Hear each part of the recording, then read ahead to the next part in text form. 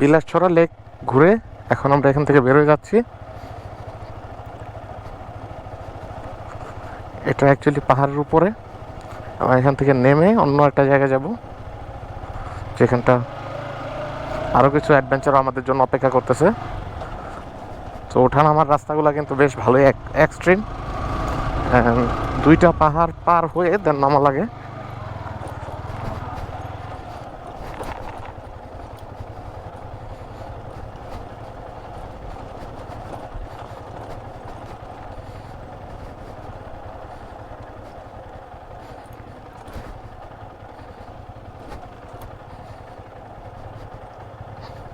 এইখানে আবার ভাঙা সুরকি দিয়ে রাখছে, সম্ভবত বৃষ্টি হলে একটু বেশি এক্সট্রিম হয়ে যায় ওঠাটা, এর জন্য সুরকি দিয়ে রাখছে, ভাঙা বিল্ডিং ভাঙা সুরকি।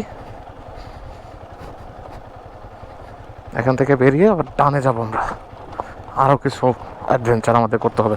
এবং এই জায়গাটা আমি ম্যাপে আপনাদেরকে একটা স্ক্রিনশট দিয়ে দিব না, একদম ভারতের কাছে, ভারত বাংলাদেশের মধ্যে ঢুকে গেছে এরকম একটা জায়গাটা।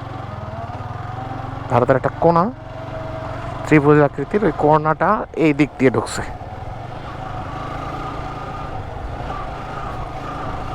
আর এই ধরনের অ্যাডভেঞ্চার শ্রীমঙ্গলে করতে হলে নাহিদ ভাইয়ের সাথে পরামর্শ করলেই আপনি এই ধরনের লোকেশনগুলো পেয়ে যাবেন।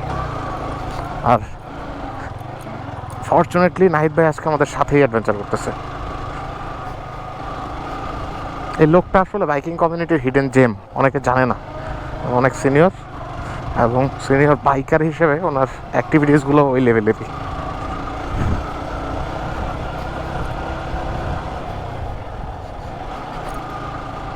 একটা জায়গায় থাকলে এই জায়গাটার 14 গোষ্ঠী কীভাবে এক্সপ্লোর করা যায় এটা নাহিদ ভাইকে দেখলে বোঝা যায়।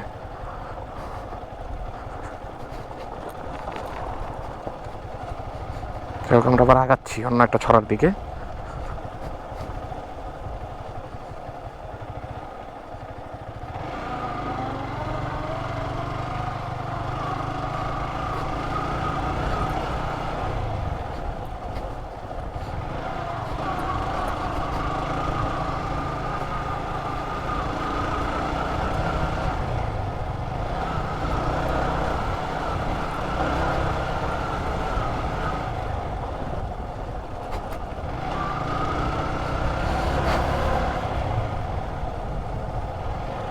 আর এই লোকাল ছোটো ছোটো বাচ্চারা বৈশা বৈশা সময় পার করতেছে। আর ওনার সামনে থেকে ধুলাউড়াই তৈরি যাচ্ছে। অনেকবার শ্রীমঙ্গল আসছে কিন্তু এরকমভাবে ঘোরা হয় নাকি।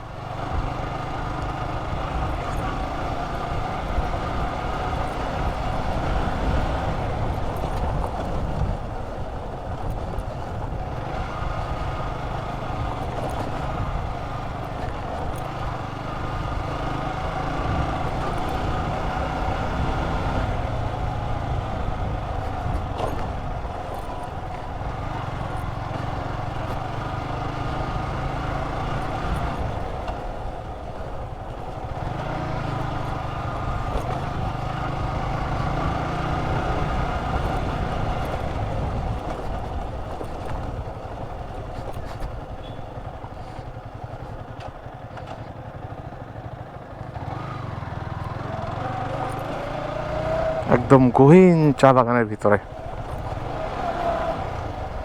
এখানকার লোকাল যারা চা কালেক্ট করে, আর বাগানের লোকজন ছাড়া নর্মালি কেউ আসে না মনে হয়।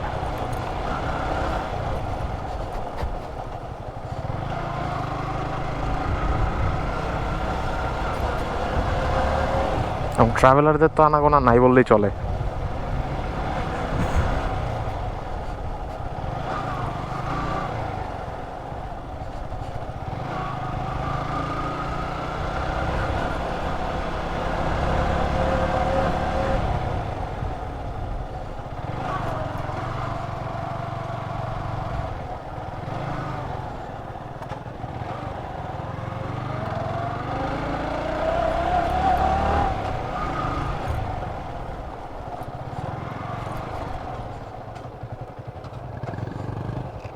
এই দিক দিয়ে উঠবেন।